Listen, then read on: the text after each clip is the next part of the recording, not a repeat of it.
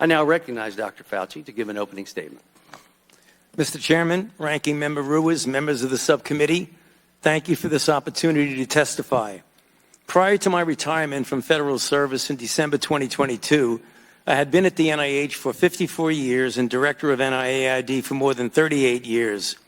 In those posts, I was deeply involved in the scientific and public health response to several infectious diseases outbreaks, including HIV/AIDS, pandemic flu, Ebola, and Zika. And so, under my leadership, we were well positioned to respond to COVID-19. For at least 2 decades prior to the COVID outbreak, we at NIAID had invested billions of dollars in research on mRNA technology and immunogen design, both of which led to the swift development of COVID vaccines. Less than 11 months after the identification of this new virus, safe and highly effective vaccines were widely available, an unprecedented accomplishment in the history of vaccinology that saved tens of millions of lives worldwide. I will now use my remaining time to directly address certain issues that have been seriously distorted concerning me. The first issue concerns my actions regarding the possibility that SARS-CoV-2 might have resulted from a lab leak.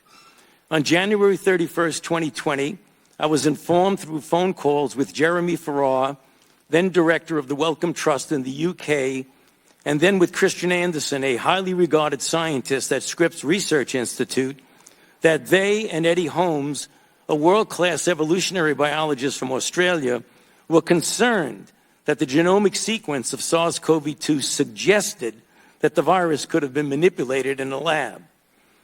I participated in a conference call the next day with about a dozen international virologists to discuss this possibility versus a spillover from an animal reservoir.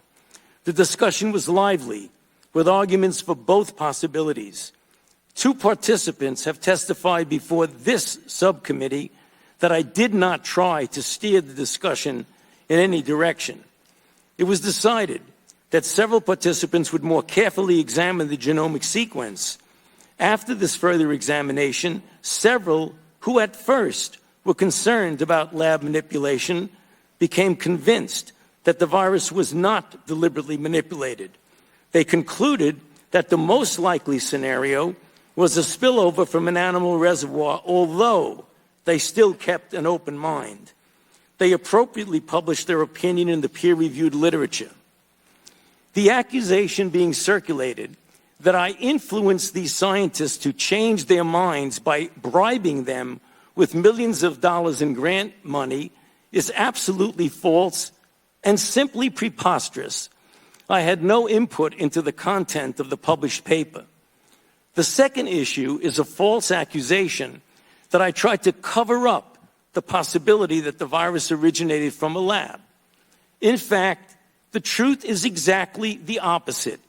I now quote from an email that I sent to Professor Farrar on February 1, 2020, quote, "Jeremy, I just got off the phone with Christian Anderson, and he related to me his concern about the furin site mutation in the spike protein of the virus. I told him that as soon as possible, he and Eddie Holmes should get a group of evolutionary biologists together to carefully examine the data to determine if his concerns are validated, and they should report it to the appropriate authorities. I would imagine that in the USA, this would be the FBI, and in the UK, it would be MI5. In the meantime, I will alert my U.S. government official colleagues of my conversation with you and Christian and determine what further investigation they recommend. Let us stay in touch. Best regards, Tony," unquote. It is inconceivable that anyone who reads this email could conclude that I was trying to cover up the possibility of a lab leak.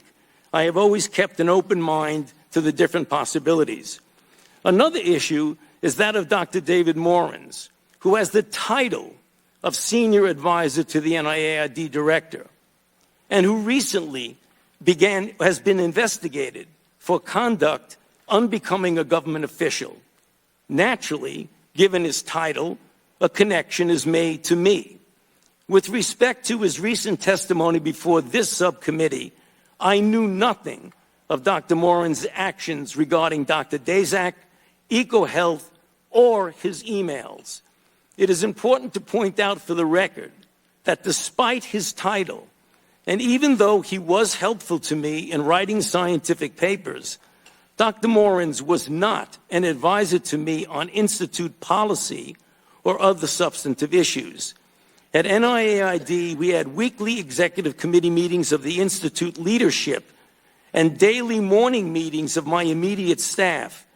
And to the best of my recollection, he attended neither of these. Furthermore, his office is located in a different building from that of the NIAID director. Finally, in a majority staff memorandum of May 22nd, 2024, there is a statement, quote, Dr. Fauci may have conducted official business via personal email, unquote. Let me state for the record that to the best of my knowledge, I have never conducted official business using my personal email. Thank you for listening. I would be happy to address these and any other issues in the discussion period.